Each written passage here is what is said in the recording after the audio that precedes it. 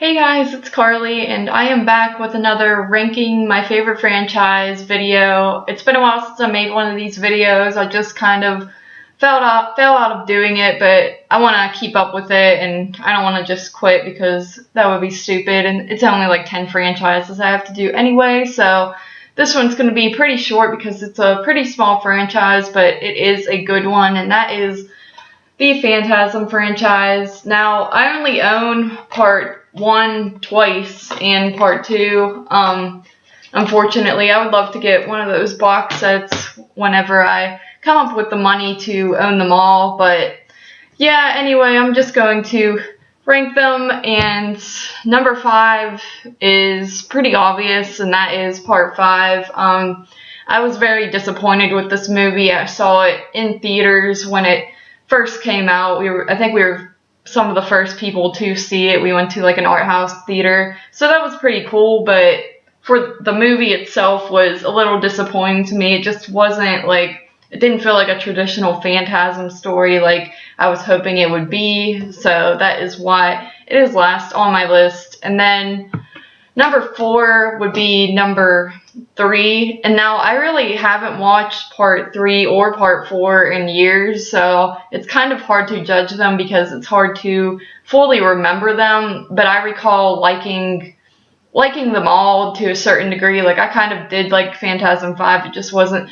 my favorite, and that's why this isn't my favorite franchises. But anyway, yeah, part 3 I do recall liking, but I thought it was a little more cheesy and just weird. I don't know, I'm kind of like lukewarm on it. It wasn't my favorite, but it wasn't the worst either, so that's why it's at number 4. And then at number 3 is actually Phantasm 2, and I know a lot of people love this one the most, like they like it better than part 1 and stuff like that, and I respect that, but I liked it a lot when I first saw it. I really enjoyed it. I liked it just as much as part 1, I remember, but on second watch, like, it seemed like it just kind of dragged on for me a little bit. Like, I was a little bit bored by it, which is kind of sad to say because I do enjoy this movie a lot, but yeah, I don't know. I'll have to watch it a little more and get back into appreciating it, but I mean, it is at number 3. I do like it better than part 3, and it is a bigger film, so I do respect it for that. And then at number 2 is actually Phantasm Part 4, which might be a little surprising, but I do recall really liking that one because I really thought that utilization of the like flashbacks and the old footage that they put into the movie from the first movie, like they used footage that they didn't use in the first movie, and I thought that was kind of a genius idea because it just fit in so perfectly, and I think that movie was made on a very small budget, so they really were smart with doing that because they already had the footage and it made it a longer movie and a better movie ultimately, so I really like that one. And then at number 1, obviously, is the original Phantasm.